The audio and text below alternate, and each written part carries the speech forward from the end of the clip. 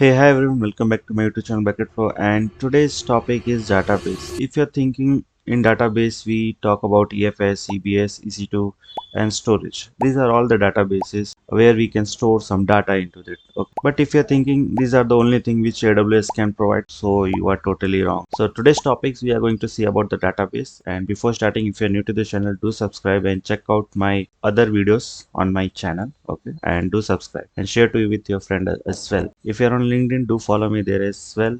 Okay, and you can check out my portfolio as well, rakeshfund.in. So let's get back to our topic. Okay, so we have something in current situation. We have two kinds of database. One is a relational database. Let me write it down. We have a relational database. Okay, and the second one is no relational database.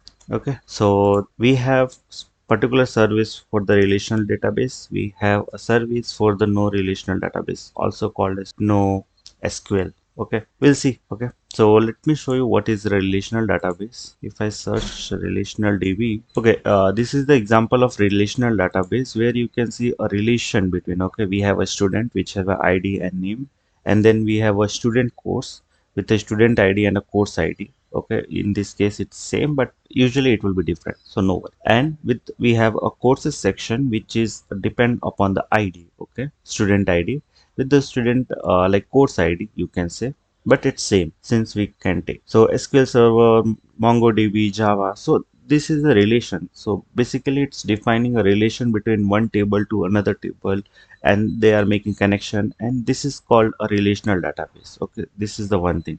There you can perform the operations, searching, sorting, anything. Okay, and if we search here no relational DB, and me take this one. Now you can see here there is no relation. We have a student.json file, basically JSON.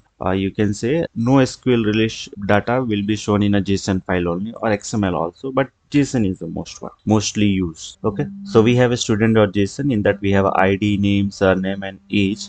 So these are called the array. Okay, inside array we can add the multiple objects. Multiple objects in the sense, okay, the object is nothing but collection of different variables. You can say, okay, we have ID, name, surname and age. We can add a different variable as well.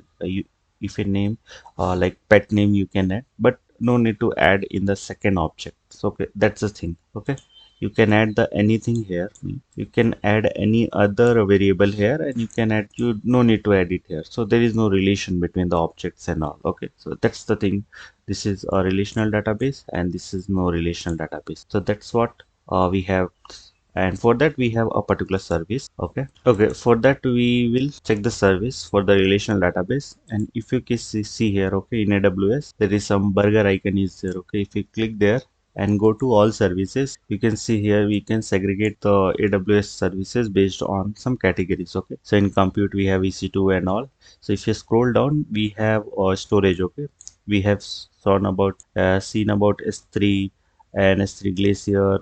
All thing we have seen in the previous videos, you can check out. Okay, and if you go to the database, we have some Aurora and RDS. You can click over, or you can search it in the search bar, Aurora RDS. Okay, you will get it. So you will get the interface, something it's look like this. Okay, go to database. Now as of now we didn't create any databases. Okay, so we'll create database. This is a demo of how you can create a database. Okay, so we have free plan, have a access limited, and feature and resource. That's no worry. For the learning purpose, that's more than enough. So easy create. So we have a MySQL, Postgres, Microsoft SQL Server, MariaDB.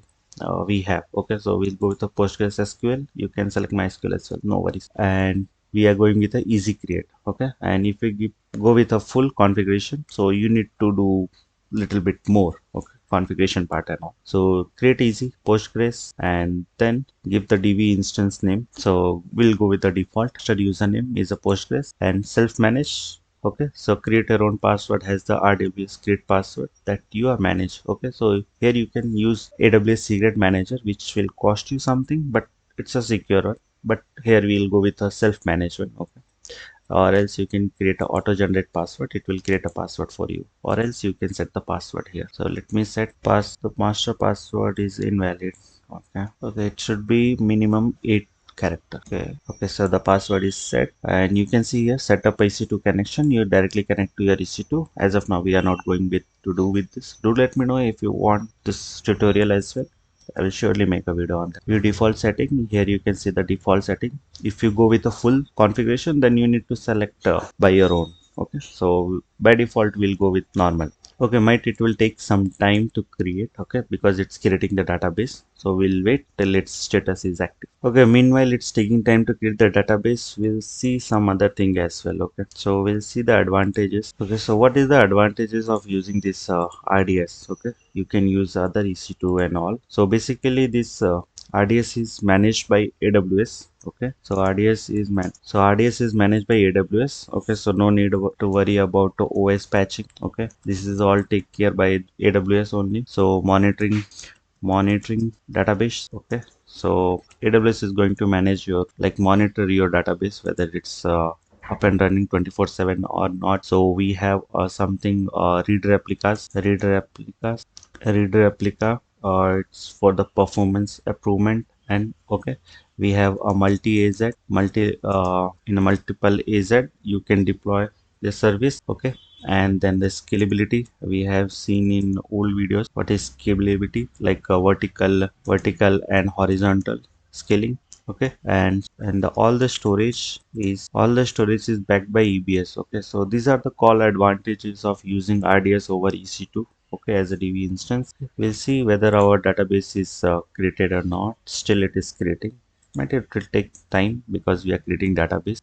Okay, meanwhile we'll go inside and see what else we can do. Okay, if you go inside, okay, now I guess our database is created. So these are the connectivity. Okay, if you go into the connectivity, you can see here we have a code snippet, cloud shell, and endpoints. If you click, we'll get the endpoint. If you go to code snippets and select the programming language, okay, we'll go with the Python. You can see here there will be instruction to use it. Okay, you need to pip install, then there is a command to connect to your to RDS. So you will get it here, a copy and paste in your command and the code, and you can use it. Okay, so we have a security group as well. So these are all the default security group. Of course you can manage, you can set by your own. And this replicas, as of now only one region it's is there in US East 1F, but you can increase. Okay, you can configure. So we have a manage IAM role also. You can give the IAM role also. We have a monitoring, event log, configuration, zero ETL integration. We'll see what is all these things. No worries. As we go in depth about the database and as we go use other AWS services, we'll see what are all these things. Okay. So one other thing is, like, we have a database. Okay. In action, if you go, you can take a snapshot of that. Okay. So if you want to take a snapshot, just click take a snapshot. Oh, I guess it's still in a provisioning phase only. Okay, so what you can else you can do in your database, if you go here databases and select your database, go to action, and you can take a snapshot of it. Okay, you can take a snapshot, db instance. Okay, snapshot name my db snap. Okay, you can take a snapshot. And what else you can do with this snapshot? Okay, so let me show you the advantages. Okay, we have a EC2. We can see we can connect our EC2 with the RDS. Okay, so as of now, just imagine this is our RDS. Let me route RDS. Okay, we have a RDS. We can connect to our EC2 instance. Now you have take a snapshot of it. Okay, snapshot. Once you take a snapshot of your RDS, later you can detach that snapshot with any other EC2 instance and just use it. So that's advantages of taking a snapshot. Okay, so that's the use of snapshot. You can take it to connect to other EC2 instance, or else you can move your database to other EC2 instance, like other region as well. And top of that, if you lose your database, for the recovery purpose also you can use the snapshot. Okay, to take a backup of your instance. That's the thing about RDS. That's how you can create. Okay, and if you go inside the create database, we have something Aurora DB. Okay, it's not here. You can see here we have a Aurora. Okay, Aurora MySQL. So which is not open source, but it's a AWS product only. So they have more feature as compared to Postgres and all. They have own things. Okay, so that is the thing. As of now, it's not active because account is new. Okay, so that's why we need to enable it as we use. So might it will enable. That's the thing. Okay. And now we have seen about the relational database, and we'll see about NoSQL database. Okay, so for the NoSQL database, we have something called DynamoDB. Okay, if you go here, we can create a NoSQL database. Just now we have created RDS. Here you can create a NoSQL. Okay, here this is the demo. We'll give a table school. Okay, and primary key will be the ID, like student ID card will be there. Okay, partition key, and it will be a number. Okay, default, go with the default. Short key is optional, so you can skip and just create a table. So I guess our table is got created. It's creating. We'll wait for a minute and then we'll back. Okay, our NoSQL database is got created, so we'll go inside the table, and now you can see here we have something tables. Okay, indexes. Okay, if you go inside your table, explore items, and here you can create a item. Okay, create item. Now we have a partition key, like ID we have selected, we'll give 1. Okay, and you can add new item as well. Okay, new attribute, which will be string, which will be a name. Okay, let me give my name. Okay, now you can create item. So if you go here, we have one ID with a name. Okay, now if we want to create more. Okay, so as of now we'll give the 2 and add attribute, which will be a string, which is name. Okay, name is like, let's take a bucket flow.